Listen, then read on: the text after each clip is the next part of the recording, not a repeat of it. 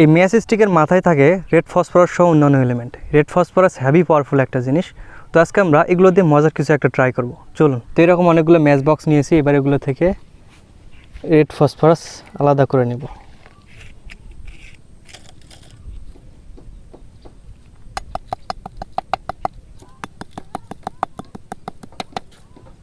এই আমাদের শেষ ম্যাচ স্টিক। এবার এগুলোকে ভালো করে গুঁড়ো করে নিতে হবে। তো এতটুকু রেড ফসফরাস বা বারুদের জন্য আমাদের এতগুলো ম্যাচ স্টিকের প্রয়োজন হয়েছে। এগুলোর মধ্যে থেকে কিছু পরিমাণ নিয়ে আমরা একটা সলতে তৈরি করব। এটাকে এরকম করে পেঁচিয়ে নেব, যতটা সম্ভব চিকন করা যায়।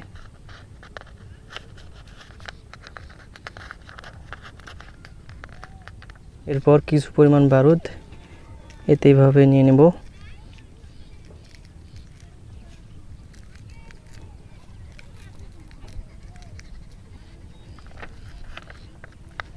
আবার এইভাবে পেঁচিয়ে নেব। বাস, কাঁচি দিয়ে এটা কেটে দিলাম। চাইলে এভাবে মুড়েও নিতে পারি। এরপর বাড়তি অংশটা কেটে দিলাম,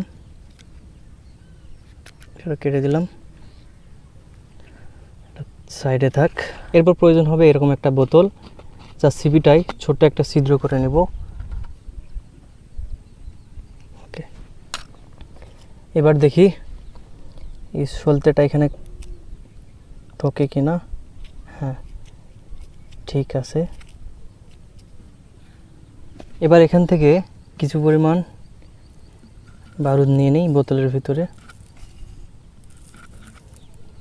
সলতে সহ সিপিটা আটকে নেই। আর এই বারুদগুলো মুখে চলে আসবে এরকম। এবারে ফ্রেম এখানে সেট করি। আপনারা চাইলে এর পরিবর্তে অন্য কিছু ব্যবহার করতে পারেন, তো আমার কাছে আছে যে কারণে এটা ব্যবহার করলাম। এরপর এর উপরে এটা এইভাবে আটকিয়ে দিলাম।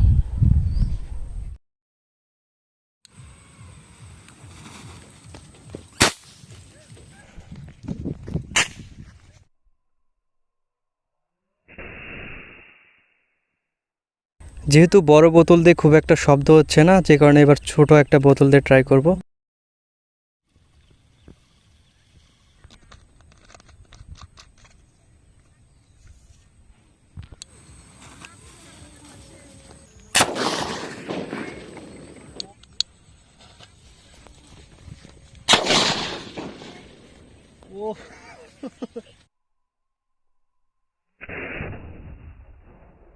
বোতলটা এদিকে আশেপাশে কোথায় যেন পড়লো, খুঁজে দেখা যাক। এই তো বোতল। বোতলটার কি অবস্থা হয়েছে দেখুন। মূলত বারুদগুলো পুড়ে যাওয়ার কারণে সেখান থেকে যে কার্বন ডাইঅক্সাইড গ্যাস তৈরি হচ্ছিল, এই গ্যাসের প্রেশারের কারণে বোতলটা ব্লাস্ট হয়ে যাচ্ছিল। তো দেখলেন তো একটা ম্যাচ স্টিকের মাথায় যে বারুদটা থাকে এটা কতটা পাওয়ারফুল। ভিডিওটা এখানে শেষ করছি। ভালো থাকবেন, আল্লাহ হাফেজ।